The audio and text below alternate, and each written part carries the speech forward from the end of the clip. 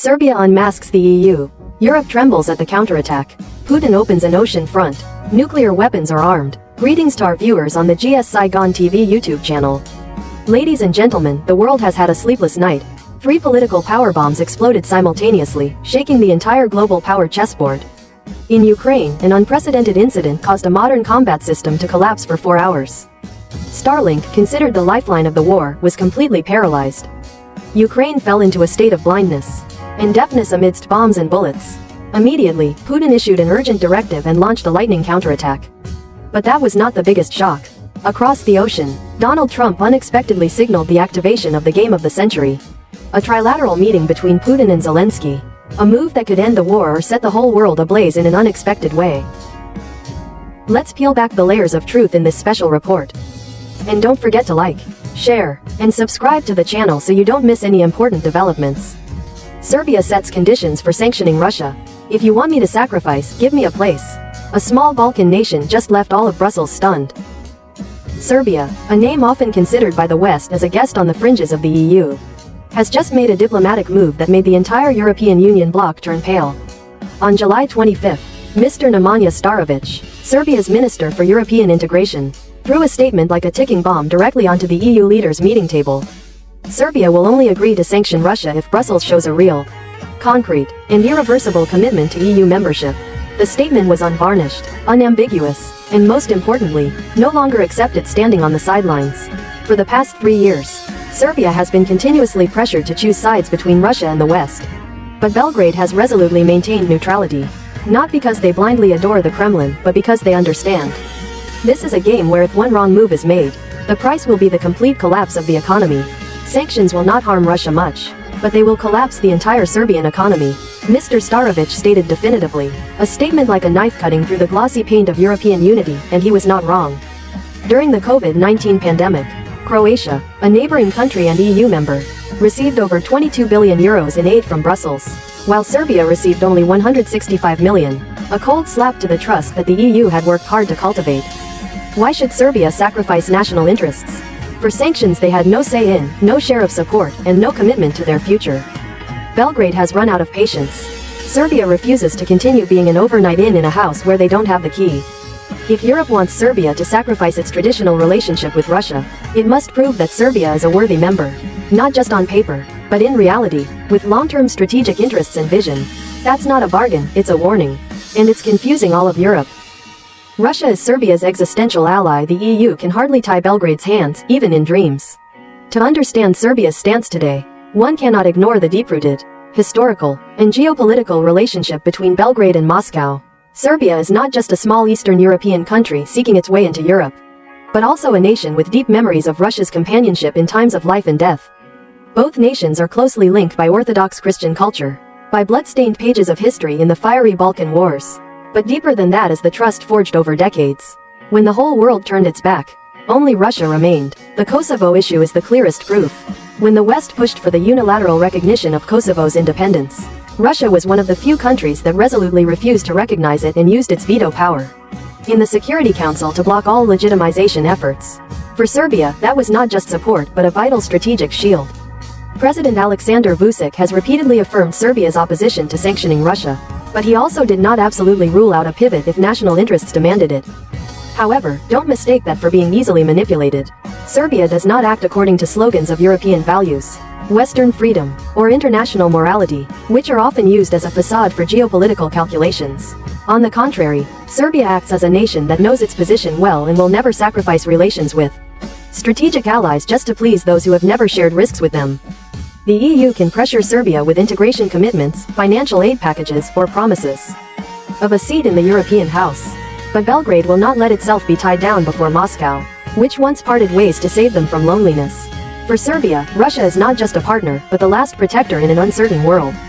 The EU is in a dilemma: welcome Serbia or push it into Russia's arms. Serbia today is like a small boat in a stormy ocean, pulled in 2 opposite directions. On one side is the promising but indecisive European Union bloc. On the other is Russia, both familiar and steadfast. But the paradox is that Europe itself, through its hesitation and arrogance, is quietly pushing Serbia towards what it fears most: Moscow's embrace. Brussels understands, if it wants to control the Balkans, a region with many geopolitical risks, Then Serbia is the key. A pro-EU Serbia could help the bloc erect a strategic barrier to halt Russia's deep influence into Europe, but a Serbia abandoned, underestimated, and treated as a perpetual guest, sooner or later will return to its old friend Moscow, where it is always welcomed with both affection and practical interests. Meanwhile, the EU continues to roll out successive sanction packages. The most recent is the 18th sanctions package, hailed as a blow to Russia's Achilles heel. From the Nord Stream pipeline to the oil price cap. However, the actual effectiveness is increasingly being questioned.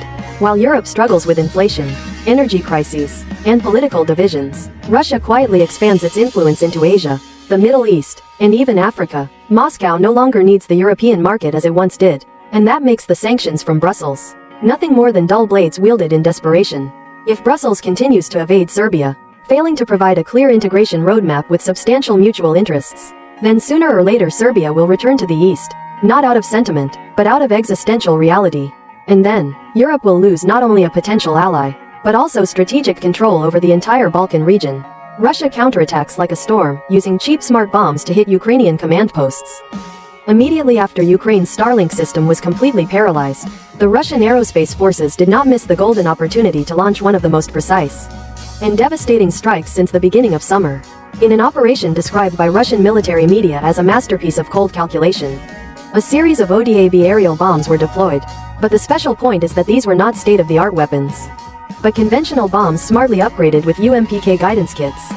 Cheap but devastatingly destructive, the target of the airstrike was the forward command post of Ukraine's 10th Assault Brigade, a key unit defending the eastern region, near the Sumy border. According to on-site sources, mid- and high-level tactical commanders were present there to prepare responses to sudden situations caused by satellite connection loss. But all were cut off after just a series of explosions. A video circulating on Telegram and military channels shows towering columns of fire arising in a residential area, where Ukraine had built an underground command bunker system. Guards, liaison officers, tactical advisors, all could have been wiped out in mere seconds. What startled Western observers was that Russia didn't need caliber cruise missiles or stealth aircraft to cause destruction, just with ODAB bombs, a type of weapon once considered obsolete, combined with UMPK, a guidance kit similar to America's JDAM but much cheaper. Russia has turned old equipment into high-end goods. This is clear proof of Moscow's strategy of democratizing smart weapons, a new type of warfare born from the pressure of prolonged sanctions. As Russia's access to Western technology is tightened, they choose the path of using less, hitting hard, and defeating with minimal cost. No luxury needed, just efficiency, and that is changing the entire perception of modern Russian air power. Putin prepares for an underwater war, Russian nuclear weapons quietly expand. While the world is watching every airstrike in Ukraine, Russian President Vladimir Putin unexpectedly turned his gaze to the ocean, where another war, quieter but no less dangerous, is quietly taking shape. In Seversk province, during a rare strategic naval meeting, Putin announced plans to enhance global deterrence capabilities by commissioning 4 new-generation Borai-class nuclear submarines. Each one is not just a combat vessel, but a mobile nuclear base carrying Belava intercontinental ballistic missiles, capable of wiping out an entire city with a single launch. It is noteworthy that 2 of the 4 submarines have already begun construction. This is no longer a long-term plan, but an order that has been integrated into the national defense production machinery. The ultimate goal to build an independent, disruption-proof underwater warfare ecosystem, without relying on any technology chain from the West. For Putin, the lesson from the Ukrainian battlefield is clear. Just one satellite network disabled, an entire division can become blind on the battlefield. Therefore, Russia is quietly developing a generation of underwater unmanned weapons, sensor robots, unmanned submarines, and especially a completely internal military communication network. Moscow's strategy is no longer to race with the West, but to detach itself from dependence, so that if one day it is completely cut off from the world, Russia will still be capable of continuous combat operations and striking from where the enemy least expects it, the depths of the ocean.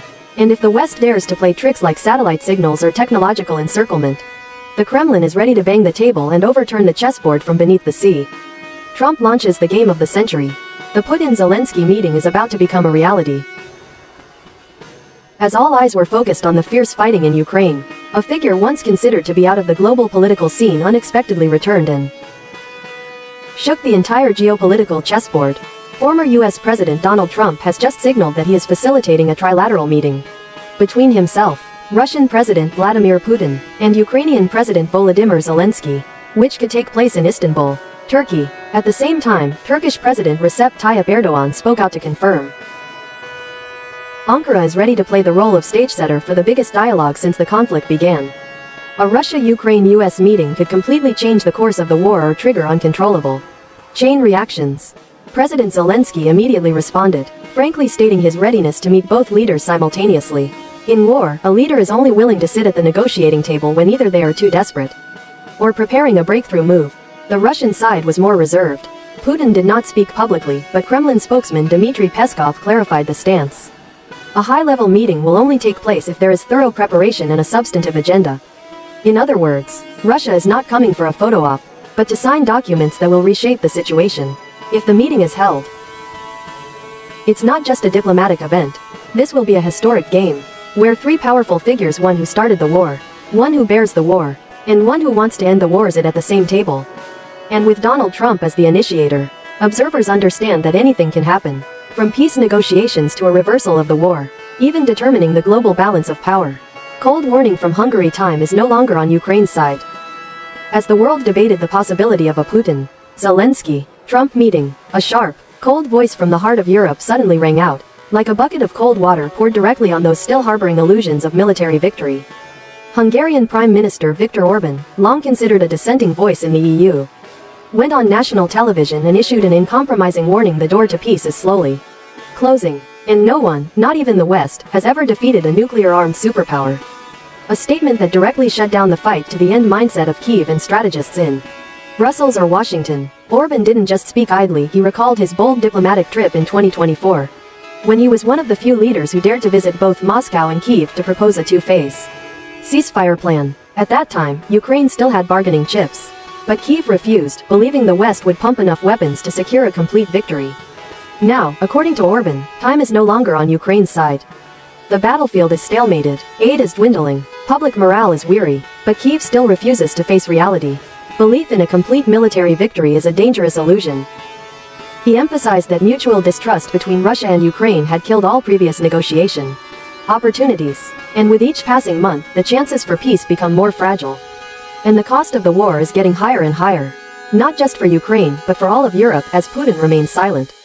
Trump makes overtures, Zelensky considers, and Orban warns the whole world is watching every smallest sign from the powerful hands, because the war in Ukraine is no longer a conflict between neighbors but a global proxy battlefield. The meeting between the three tigers, Putin, Trump, Zelensky, will be one of two things: either a struggle for territory or a joint elephant hunt. And Istanbul, which once witnessed historic peace talks, will it become the stage for the game of the century? Or will it pave the way for a new, fiercer confrontation, an airstrike on the command center, a brain-targeting operation? If artillery is the fist, then command is the brain. And in the latest offensive, Russia clearly demonstrated its intention not only to destroy positions but also to perform brain surgery on the Ukrainian military.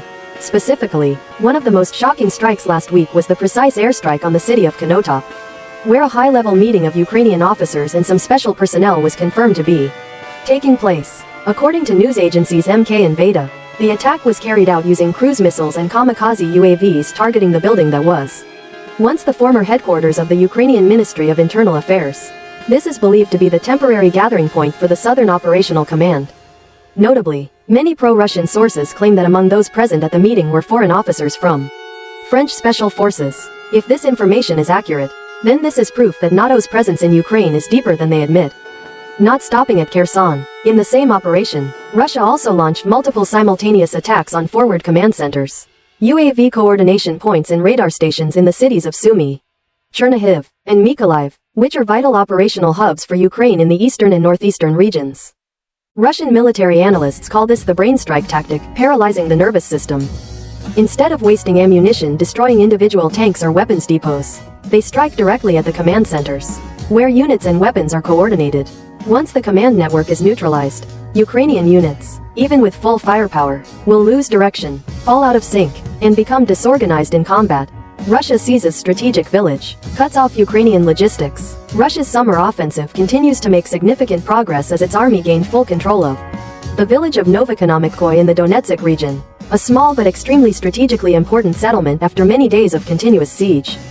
Combining artillery fire, attack UAVs, and deep thrusts from three directions, Ukrainian forces were forced to retreat in disarray, leaving behind numerous weapons and defensive lines that had not been destroyed in time. Novoekonomichyskoye village is located right next to the military supply route connecting Donetsk with rear supply points in Sloviansk and Kramatorsk, which is the lifeline for Ukraine's entire eastern defense cluster.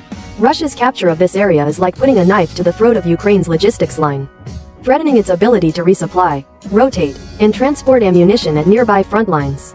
Reports from the battlefield indicate that Russian kamikaze UAVs neutralized most of the entrenched resistance pockets in the village. Before the infantry poured in, Ukrainian defensive positions had almost no time to consolidate. Due to continuous attacks from multiple directions by rocket artillery, FPV UAVs, and precision artillery shells, the loss of control over Novoekonomichyskoye forced the Ukrainian army to narrow its defensive line, exposing the northern flank of key towns such as Torez, Rubizhne, and Pokrovsky. More notably, Ukrainian commanders assessed Donetsk as the last wide barrier, an intermediate defensive zone before Russia advances deeper into the east, towards Sloviansk and the Kharkiv core region, a small village, but a vital link in Ukraine's defense chain. And now, that link has fallen into Moscow's hands, collapsing infrastructure. Ukraine weakens across the entire front.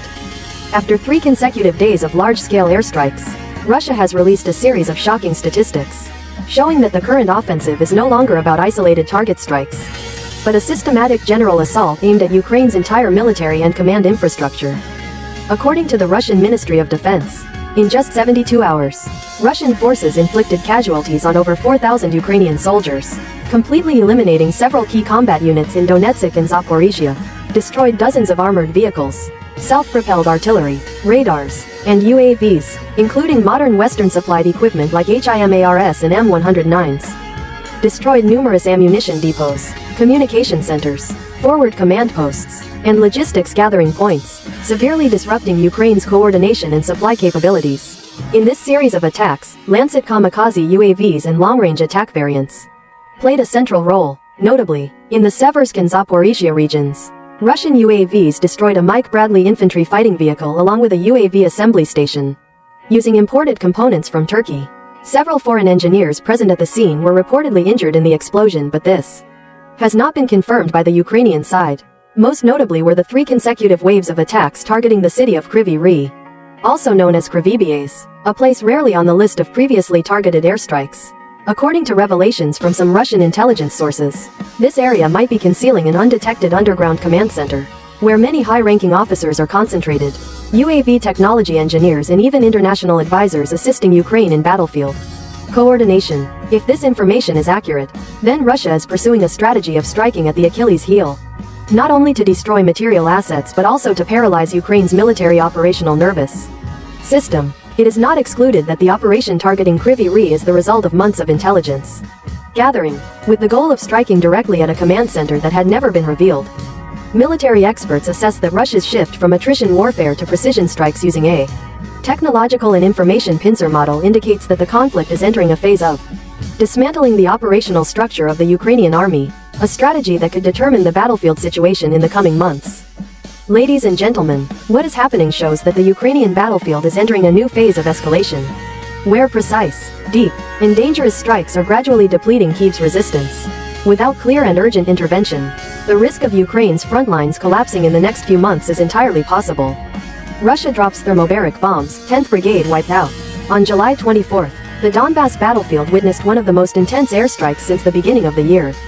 According to Russian news agencies like MK and RIA, the Russian Aerospace Forces VKS launched a precise attack targeting the city of Seversk, considered a key tactical stronghold of the Ukrainian army on the eastern front. The special point here is, the target was not an ammunition depot or technical facility, but the forward command post of the 10th Assault Brigade, one of Ukraine's most elite units. This unit had fought in Bakhmut, Zaporizhia, and was once praised by the West as the steel shield of the summer counteroffensive. And then, in just a few minutes, that shield was melted by the weapon considered the horror of the trenches, thermobaric bombs. ODAB. This type of bomb uses a delayed explosion principle, creating a wide-spreading fuel air cloud that sucks up all oxygen and causes all living beings within the explosion radius to explode, or suffocate instantly. ODAB is particularly effective when striking underground tunnels, bunkers, or command centers located in secluded mountainous forest areas. More importantly, Russia did not drop bombs indiscriminately. The entire airstrike was guided by the UMPK control module, allowing the bombs to fly along a predetermined trajectory, hitting the command post and surrounding structures with near absolute precision. The video widely shared on Telegram shows the explosion creating a giant column of fire, followed by a dust cloud extending for hundreds of meters. The entire command post was left with only twisted steel frames and black burn marks on the ground. According to sources from the battlefield, all officers and soldiers of the 10th Brigade present at that time were killed, with no survivors. In military observation circles, this is called a one-shot kill, not only annihilating a brigade but also collapsing the entire regional operational system. Reality shows that Russia not only strikes hard but also hits the vital points with devastating precision firepower. A clear warning signal that the game has entered a no-holds-barred phase. The UMPB-5 enters the fray, Kyiv shakes. Less than a few hours after dropping thermobaric bombs on Siversk, the Russian Air Force continued to cause shockwaves by using a new type of weapon for the first time. UMPB-5, a long-range guided bomb recently developed to strike the city of Kyiv. The airstrike injured at least 33 people, including many engineers and technical staff from military facilities. Buildings partially collapsed and the shockwave spread nearly a kilometer. Some sources from Ukraine admit that the attack caused serious damage to the industrial and defense infrastructure in the area. What particularly caught observers' attention was the strategic nature of the weapon used. The UMPB-5 is a smart glide bomb, launched from a Su-34 fighter jet at high altitude, from a distance of over 100 kilometers. Unlike traditional bombs that require flying close to the target, the UMPB-5 allows Russian aircraft to strike targets deep within Ukrainian territory without entering air defense zones, integrated with a module for programming flight paths and adjusting target coordinates in real time. The UMPB-5 is the surgical knife of the Russian Air Force, delivering maximum effectiveness with minimal risk. The deployment of this type of bomb immediately after the ODAB thermobaric attacks shows that Russia is accelerating its strategy of smart weapon strikes instead of the previous attrition. Shelling. Ukrainian officers surrender, Russia controls Sumy. In an updated report on July 25, the Russian Ministry of Defense announced that its army had gained control of 5 strategic areas in the Sumy and Donetsk regions after a series of simultaneous offensive operations by infantry, artillery, and air forces. These were heavily defended areas by Ukraine, once serving as strongholds for spring counter-offensives. However, what shocked public opinion more than the lost territory was the event of 2 mid-level Ukrainian officers voluntarily surrendering, handing over weapons and providing information to the Russian side.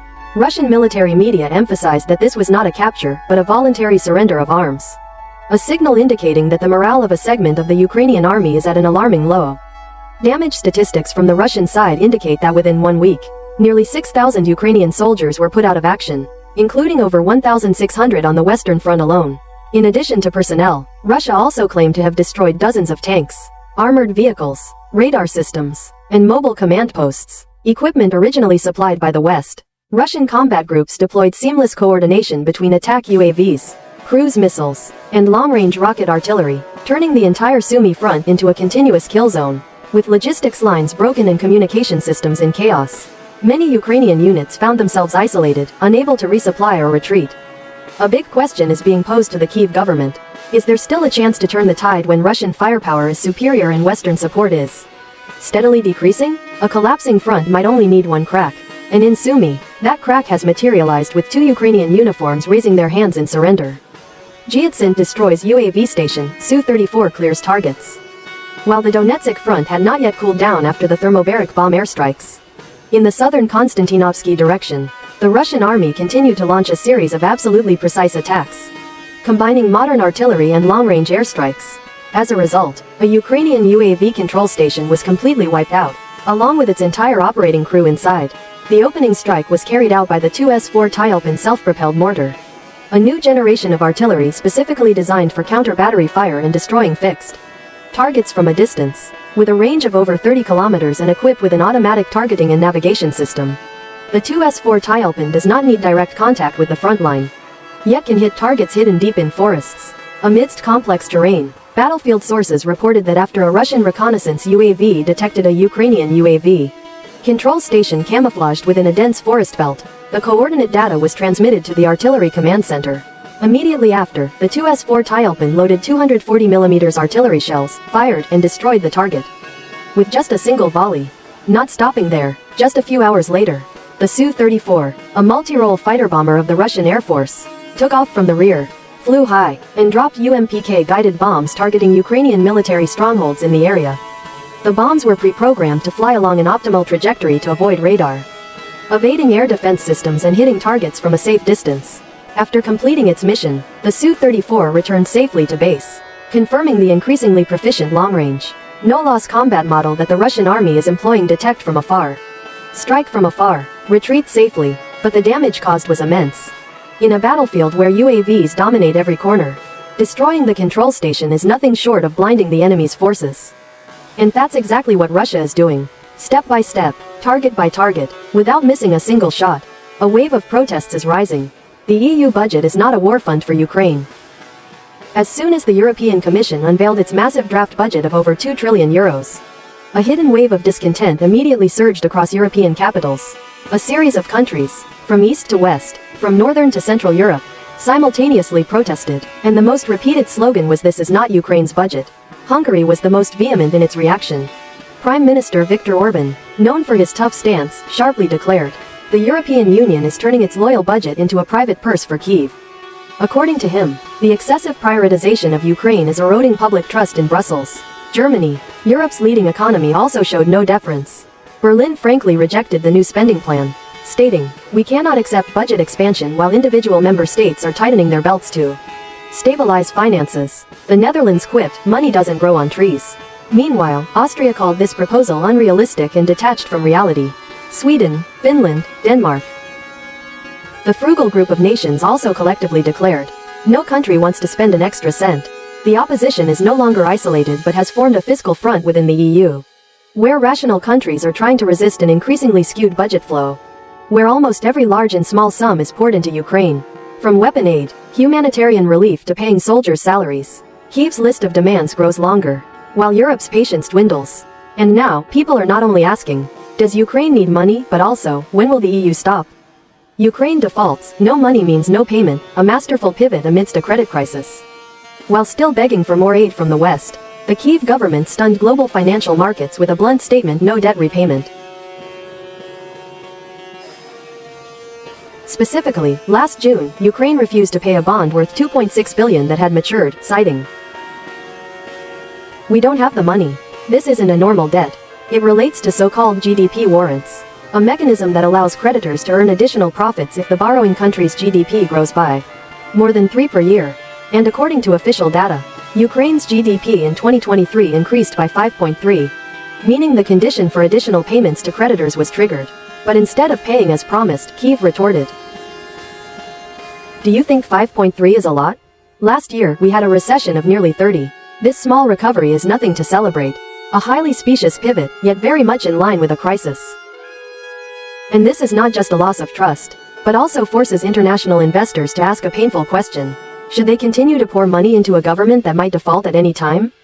Meanwhile, Kyiv continues to cry for aid, still demands NATO pour 0.25 of GDP for weapon production, and still pressures the EU for military funding.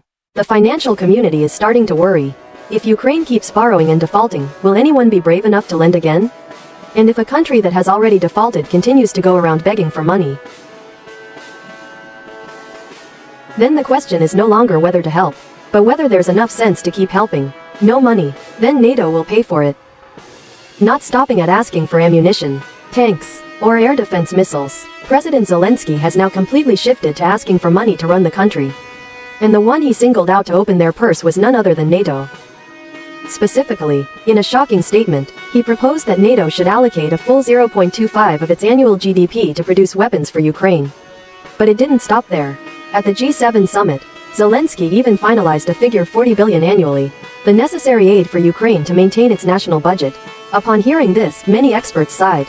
This is no longer war aid, but rather remotely sustaining an entire administrative apparatus, meaning the West must not only provide equipment for Kyiv to fight, but also pay civil servants' salaries, maintain infrastructure, and operate the entire Ukrainian state machine.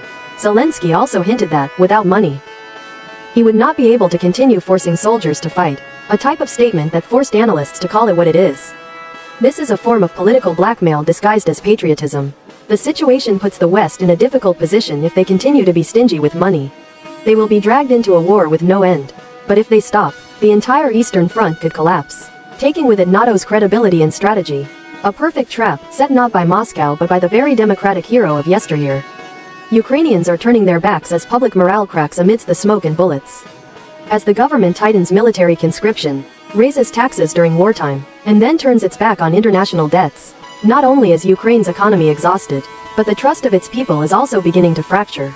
Across cities, from Kyiv to Odessa, recruitment centers are no longer places to sign up to defend the homeland, but have become a nightmare. People avoid conscription, young men evade service, forge medical documents, and even flee the country at all costs. From the dense Romanian border forests to the Dniester River crossing routes into Moldova, even more, an increasing number of Ukrainians are pinpointing the coordinates of recruitment centers for the Russian side. That is no longer a rumor but a phenomenon confirmed by a series of clear videos and images. Every time a Russian drone attacks a military enlistment office, local residents applaud with joy. More sadly, the military, once a source of national pride, is now seen as a forced recruitment squad. As for the policy of recruiting with McDonald's, it only makes people more bitter. How much value remains when lives are priced by burgers? The question is not just how many people still want to fight, but more profoundly, how many people still believe this is their own war? Perhaps, after 3 years of death, disillusionment, and coercion, Ukrainians have begun to view this conflict as a tragedy directed by others, in which they are merely victims in an endless proxy game. Ukraine, from a democratic outpost to the West's budgetary nightmare. Once hailed by the West as a democratic outpost, the first firewall against Russian influence in Europe, Ukraine received enormous support weapons, financial aid, and comprehensive political backing. But after more than 3 years of war with no end in sight, that image is collapsing piece by piece. As aid requests become increasingly absurd, as the government openly declares it has no money to pay debts, and as society plunges into chaos due to forced conscription, many Western governments are beginning to ask themselves, have we bet on the wrong horse? President Volodymyr Zelensky, once the face of indomitable spirit, is now losing his aura. Many Westerners who once supported him are now turning to criticism. An increasingly authoritarian leader, clinging to power, and unable to control domestic society. As for Europe itself, Ukraine is no longer a democratic frontline but a budgetary black hole, where billions of euros are sucked in without clear results. An endless war of attrition, where aid money becomes a mandatory obligation rather than an act of solidarity. And what's more frightening, the further the West gets entangled, the more Ukraine becomes a political and financial burden, no longer a strategic ally. From a war for freedom, the conflict in Ukraine is now becoming a financial bargaining chip between Kyiv and Brussels. And it's no surprise that a series of European nations are starting to say no to both weapons and money. Ukrainians don't want to fight, the government has no money, and the West doesn't want to spend more. That could be a sign that an end is near, not through peace talks or victory, but through the exhaustion of all parties.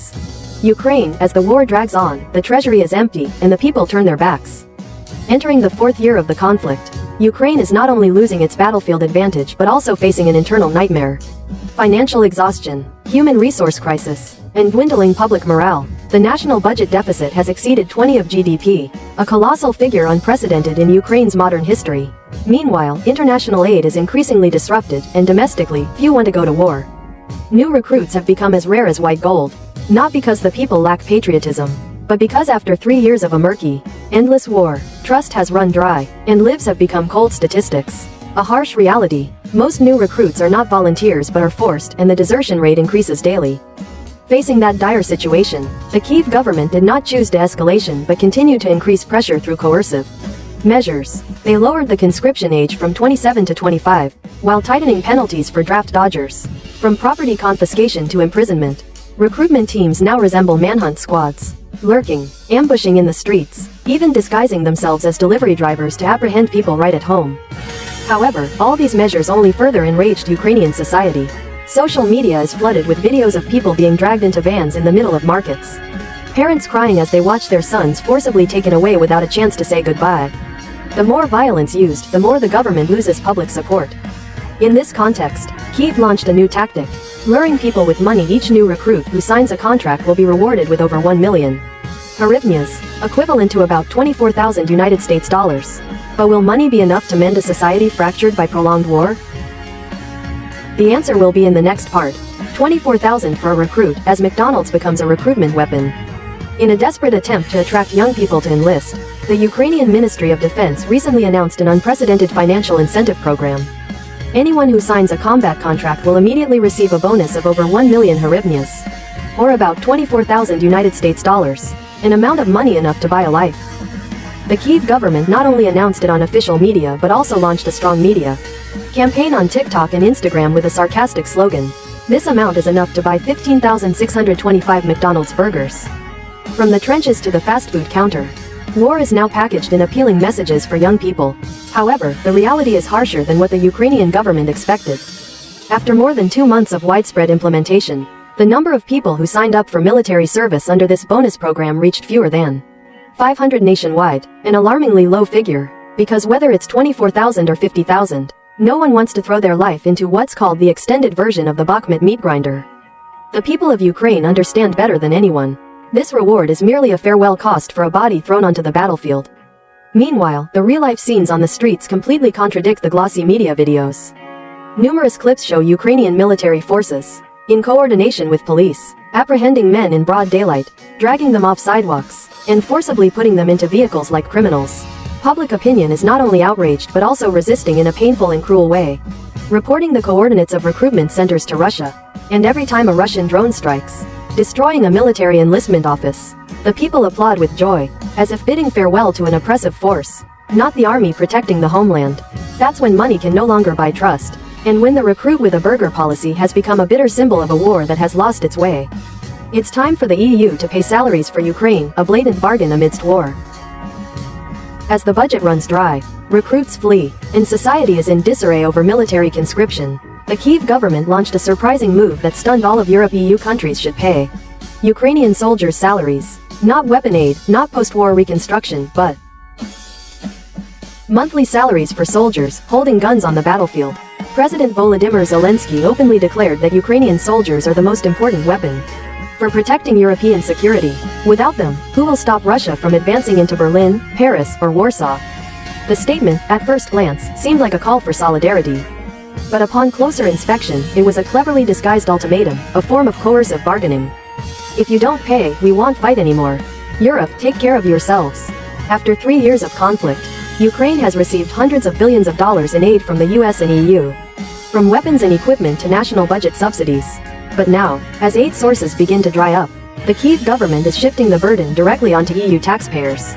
Not just with bombs and bullets, but with payrolls too. Notably, this demand comes at a time when the EU is struggling with inflation, soaring energy prices, farmers protesting for aid, and internal budgets being cut. In this context, the proposal to pay salaries for Ukrainian soldiers is nothing short of a slap in the face to European public opinion and voters. 2 trillion euros and the wrath of European farmers.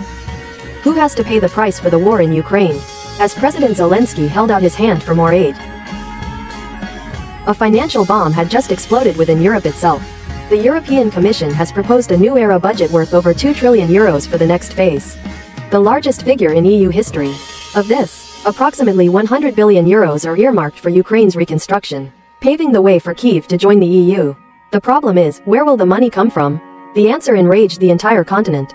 To fund that enormous sum, the EU proposed deep cuts to farmer support, from 387 billion euros down to just 300 billion.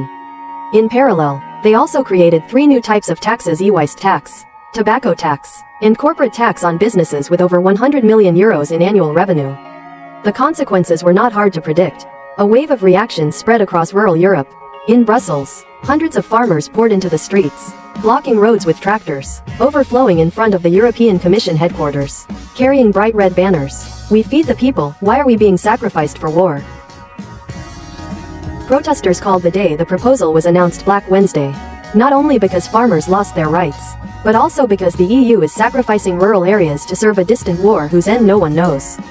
A painful question spread across social media: why do French, German, and Dutch farmers have to starve and cut losses so Zelensky can pay soldiers' salaries? For farmers, Ukraine is no longer a symbol of freedom, but a name associated with belt-tightening, rising taxes, and injustice. And if the EU doesn't listen, the anger from the fields could spill into the ballot boxes, threatening the very legitimacy of this union. In the early morning of the 24th, the Ukrainian battlefield witnessed one of the most horrific and meticulously planned airstrikes from Russia since the beginning of the conflict. According to Chinese website Sohu, Moscow launched a large-scale coordinated attack, using a mix of modern weapons including cruise missiles, Kinzhal hypersonic missiles, along with over 426 attack UAVs simultaneously targeting key objectives across Ukraine's territory. The targets attacked were not only UAV development centers and defense factories, but also included air defense radar complexes, Patriot missile launchers, and especially a strategic underground command post, believed to have a NATO officer presence. The strike was described as extremely precise, indicating that Russia used coordinated intelligence data, possibly from satellites or electronic intrusion devices. What is concerning is that more than half of the UAVs in the attack wave bypassed Ukraine's air defense system, opening a deadly aerial corridor, allowing cruise missiles and especially the Kinzhal, a hypersonic weapon with Mach 10 speed, to strike directly at the enemy's command and control centers. Military experts assess this as a central nervous system strike, paralyzing Ukraine's strategic command system in the first few hours, while also showcasing Russia's modern technological prowess. Among the targets hit was Kryvyi Rih, President Zelensky's hometown, which was previously considered a safe civilian area, but now it too has been fiercely attacked, leading many to question whether this is a personal warning sent to Ukraine's head of state. Russia is not just striking infrastructure, but attempting to directly target the will of the leadership. And Kinzhal, a symbol of speed and power, is becoming a dagger piercing deep into the enemy's operational center. Internal crisis in Kyiv, Zelensky faces accusations of democratic manipulation. Amidst the fierce escalation of fighting in the east and south, Ukraine's internal politics unexpectedly erupted. Instead of unity, the Ukrainian parliament just stunned public opinion by passing a fiercely controversial bill, granting the president direct control over two leading anti-corruption agencies, NABU, the National Anti-Corruption Bureau, and SAPO, the Specialized Anti-Corruption Prosecutor's Office. This is seen as a strong blow to Ukraine's nascent democracy, which the West had supported as a model of post-Soviet reform. A wave of protests erupted immediately afterwards. Thousands of people took to the streets in Kyiv, holding up banners accusing the government of undermining the independence of oversight institutions, turning anti-corruption bodies into political tools in the president's hands. Fierce reactions also came from high-level political circles. Former Foreign Minister Dmytro Kuleba called this a dark day for Ukrainian democracy, while Kyiv Mayor Vitaly Klitschko, a longtime opponent of President Zelensky, sharply declared, "The president is destroying all institutions of power control. The government is no longer supervised by anyone." Not stopping there, the SBU security agency, directly under the president, unexpectedly raided the NABU and SAPO headquarters, citing signs of Russian espionage infiltration, and a series of prominent anti-corruption figures were immediately prosecuted. Among them was Vitaly Shabunin, a prominent activist and founder of the Anti-Corruption Action Center. Currently serving in the military, authorities even searched his private residence, causing outrage in the civil society. Shabunin did not hesitate to speak out. Ukraine is rapidly sliding into a hybrid regime. If the government continues to stifle oversight institutions, the risk of internal unrest is inevitable. Half of this country is on the battlefield, the other half cannot be silenced. The war against Russia may be a priority, but the democratic crisis within Kyiv is now also a smoldering front on the verge of eruption. Trump, Musk are tense, Western aid is in danger. The undercurrent is not only rising in Kyiv. In Washington, the conflict between U.S. President Donald Trump and billionaire Elon Musk is pushing American politics and the aid strategy for Ukraine into a dangerous state of flux. Recently, Trump spoke out to dismiss rumors that he was trying to undermine technology companies run by Elon Musk. However, reality shows the opposite. The White House has officially requested a review of all multi-billion-dollar contracts between the U.S. government and two of Musk's strategic companies, SpaceX and XI, which have registered numerous agreements to supply military equipment and artificial intelligence to the Department of Defense. The once close relationship between Trump and Musk has now publicly fractured, especially after a series of disputes over the federal budget, tax policy, and government subsidies. At its peak, Musk announced he would form a new political party called the American Party with ambitions to win seats in Congress and fundamentally change the current political system. This move startled Republicans because it could break the fragile majority they hold ahead of the 2026 midterm elections. In Europe, news of the Trump-Musk rift also caused concern among many allies, because the technology corporations run by Musk, especially SpaceX, play a crucial role in the system of transporting weapons, satellites, and intelligence information supporting Ukraine. If these contracts are stalled, the campaign to support Kyiv from the West will be severely affected. Although Trump stated that NATO would continue to cover all costs of weapons purchases for Ukraine, analysts warn that the rift within the American leadership and the conflict between two powerful individuals like Trump and Musk could completely shake even the most seemingly solid commitments. Donbas suffocates. Russia tightens attrition strategy, Ukraine exhausts by the hour. Russia's encirclement and attrition strategy is gradually showing clear effectiveness in eastern Ukraine, especially in the Donbas region. According to Ukrainian military expert Ivan Stupak, Pokrovsk, a city located on the western edge of the Donetsk region, will be the vital focal point in the next 60 days. Currently, the logistics corridor connecting Pokrovsk with the rest of Ukraine is only 17 kilometers long. And this entire stretch of road is well within the range of Russian artillery and UAV fire. This is no longer a transport route but a death road. Stupak warned that if this corridor narrows to 10 kilometers or less, the defense will quickly collapse. Pokrovsk could be completely isolated, replaying the tragedy of Mariupol. Russia is repeating a proven strategy: continuous attacks on logistics facilities, relentless shelling of supply lines, deploying kamikaze UAVs and ammunition depots, and using small reconnaissance teams to penetrate deep and cause confusion within the defensive lines. This is exactly how Russia broke through defenses at Chasiv Yar and Avdiivka. And now Pokrovsk is following that very path. Before the conflict, Pokrovsk had about 60,000 residents. Now, most have left or are crammed into bomb shelters amidst smoke, bullets, and rubble. The city was once an important logistics hub, a lifeline connecting the western flank of Donetsk with the rest of Ukraine. The current situation is no longer a simple war of attrition. Russia is actively moving the entire battlefield into a new phase: attrition, encirclement, and gradually locking down all of Ukraine's vital lifelines. Over 100,000 troops converge on Pokrovsk. Odessa is bombed. Krasnohorivka is locked down, while Kyiv faces internal strife. The US and Musk clash. NATO provides aid but trust is eroding. Pokrovsk will be the new test. Odessa will be the red line. And Ukraine stands before a series of existential questions. How much longer can it hold? When will the encirclement completely close? And will the West have enough patience to continue this open-ended war? Pokrovsk, the steel pincer is closing in meter by meter. Eastern Ukraine once again shook violently. Endless artillery barrages, the grinding sound of armored vehicle engines crushing the ground. And in the sky, Russian fighter jets roared towards a single target: Pokrovsk. According to Viktor Chubov, spokesman for Ukraine's Kotia Strategic and Operational Forces Group, Moscow is conducting its largest military operation since the beginning of the year. With over 100,000 no soldiers, along with thousands of heavy equipment, have been mobilized to the Pokrovsk area, the key corridor connecting Donetsk with the rest of central Ukraine. Pokrovsk is not a random settlement. This is Ukraine's vital logistics hub in the Donbas region, a strategic junction for both rail and road, and a springboard for Kyiv to maintain contact with the remaining defensive clusters in the east. Once Pokrovsk is cut off, the entire Donetsk defense line risks a chain collapse. Chubov confirmed that the situation on the ground is extremely tense. Many communication lines have been disrupted, partly due to heavy Russian fire, and partly because Ukrainian units were forced to switch to secure communications. Each Russian troop cluster is described as: the eastern flank is directly approaching Pokrovsk-Mirnorad, while the western direction, where Russia failed in winter, is now being restarted with vastly reinforced forces. Russia no longer conceals its all-out strategy. The 2025 goal is Donetsk, and Pokrovsk is the key to opening it.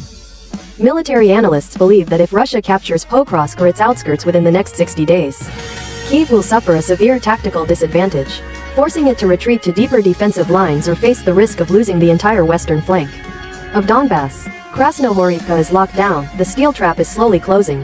After Pokrovsk, another name is sending shivers down the spines of Ukrainian and Western military circles.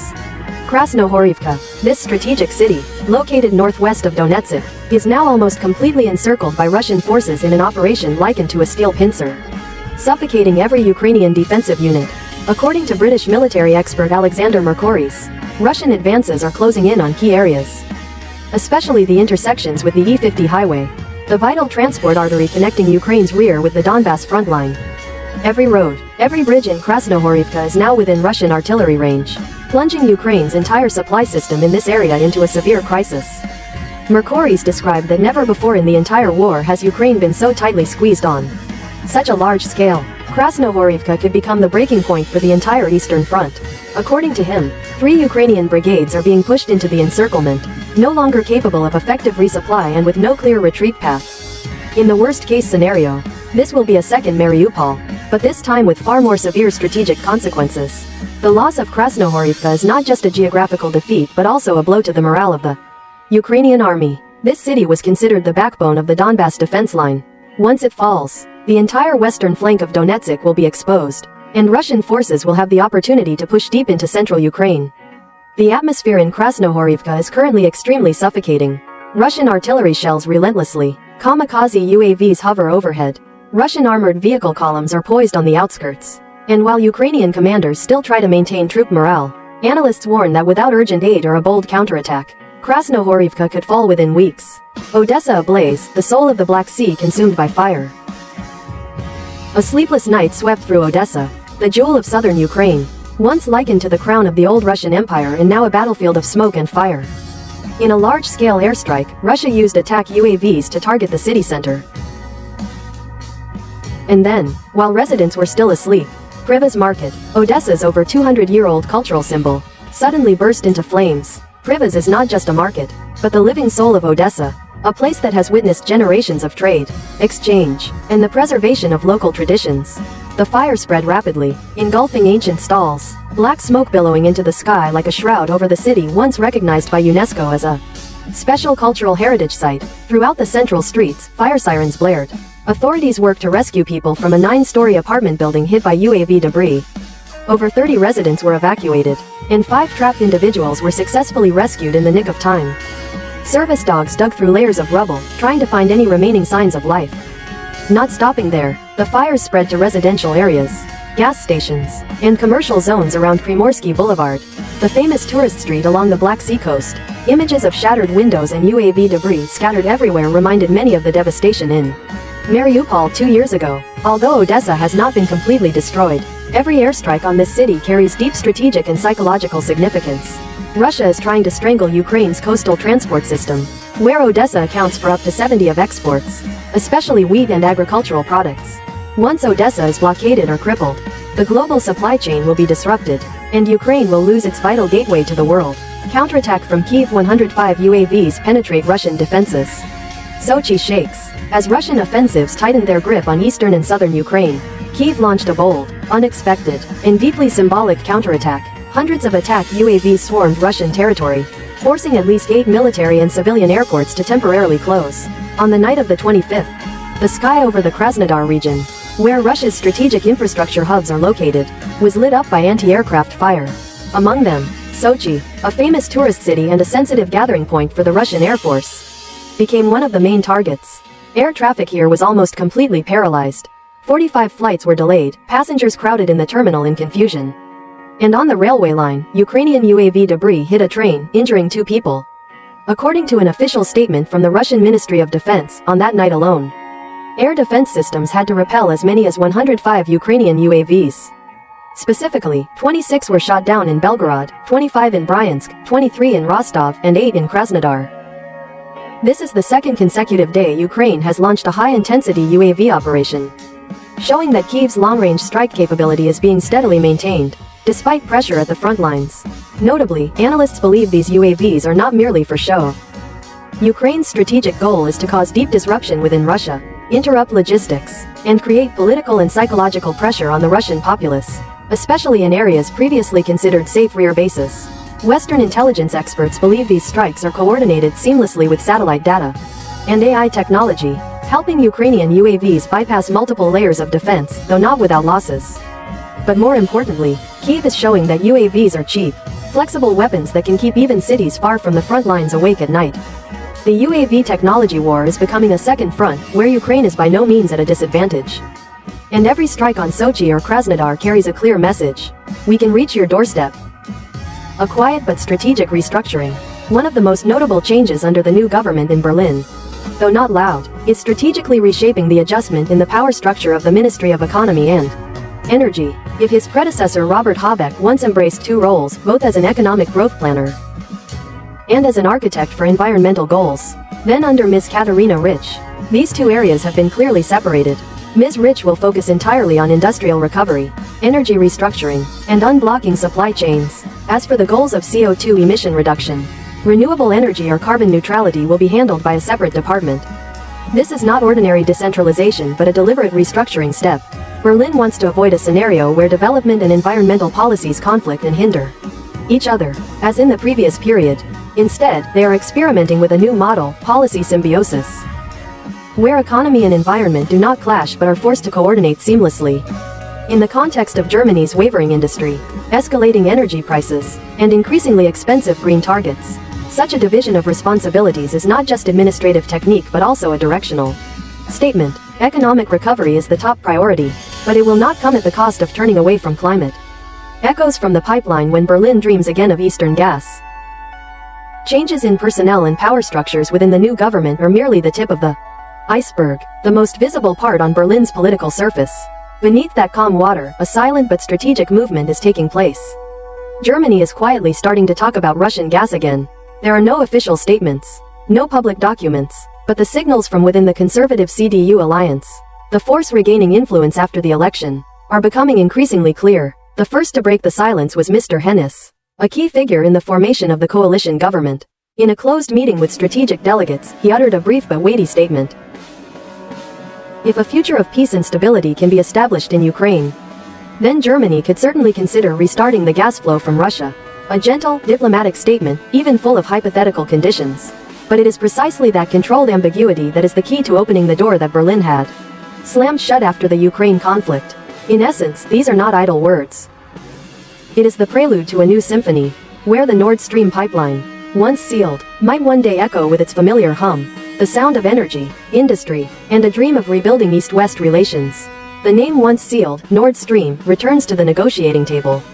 Thought to be buried forever after the mysterious explosion at the bottom of the Baltic Sea in 2022.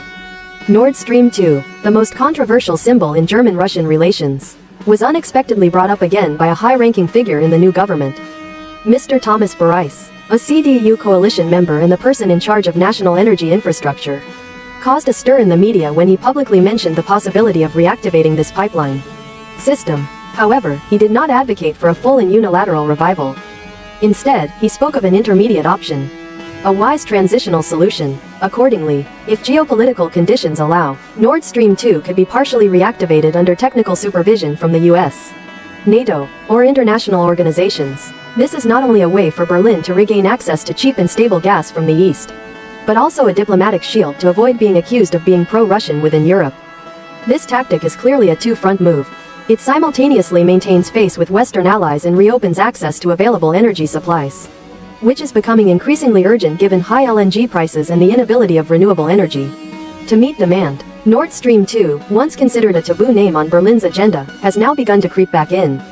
Not as a project for full restoration, but as a strategic tool, where energy is played as a sophisticated geopolitical card. Why is Germany considering turning back now? Ideals crumble before economic reality. If I had to answer briefly, it would be just two words: economic pragmatism.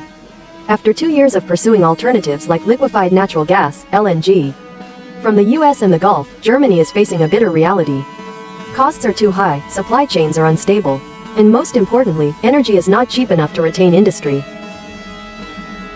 Unlike Russian gas, which has existing transmission infrastructure, competitive prices, and is not dependent on weather or LNG carriers, alternative sources have caused production costs in Germany to escalate to alarming levels, leading to many steel mills, chemical, and heavy manufacturing plants having to scale down, move production abroad, or temporarily close. Behind the scenes, many financial groups and large investors are quietly studying the possibility of partially restoring Nord Stream 2, at least the sections of the pipeline that have not been destroyed.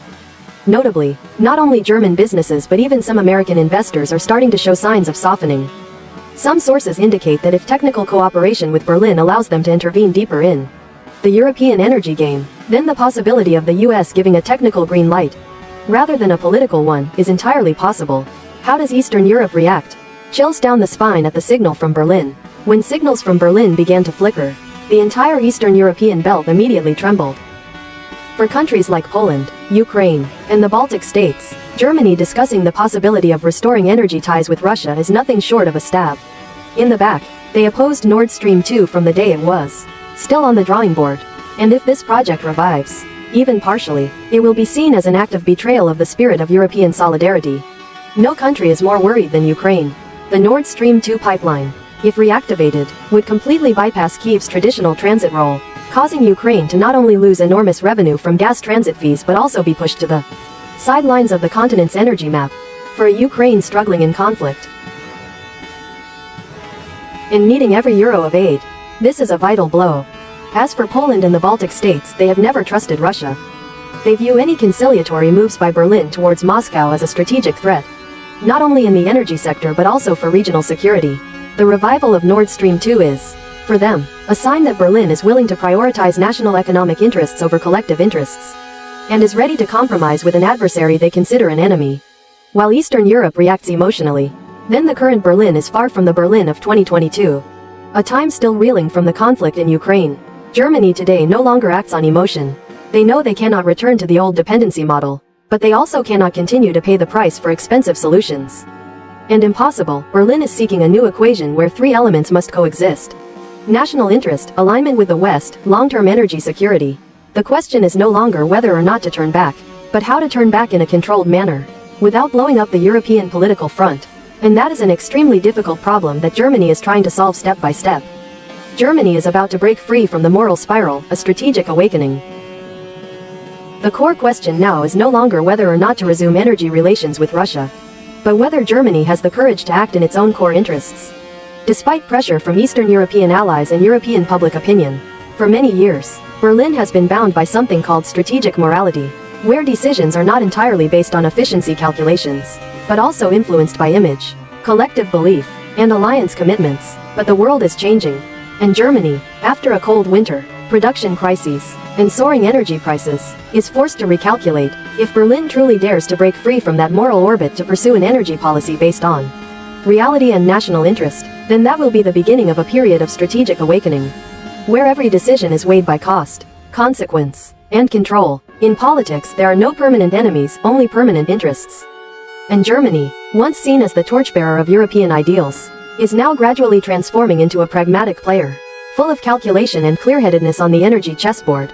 They understand clearly that if they continue to evade reality, it is they, not Moscow, who will have to pay the price.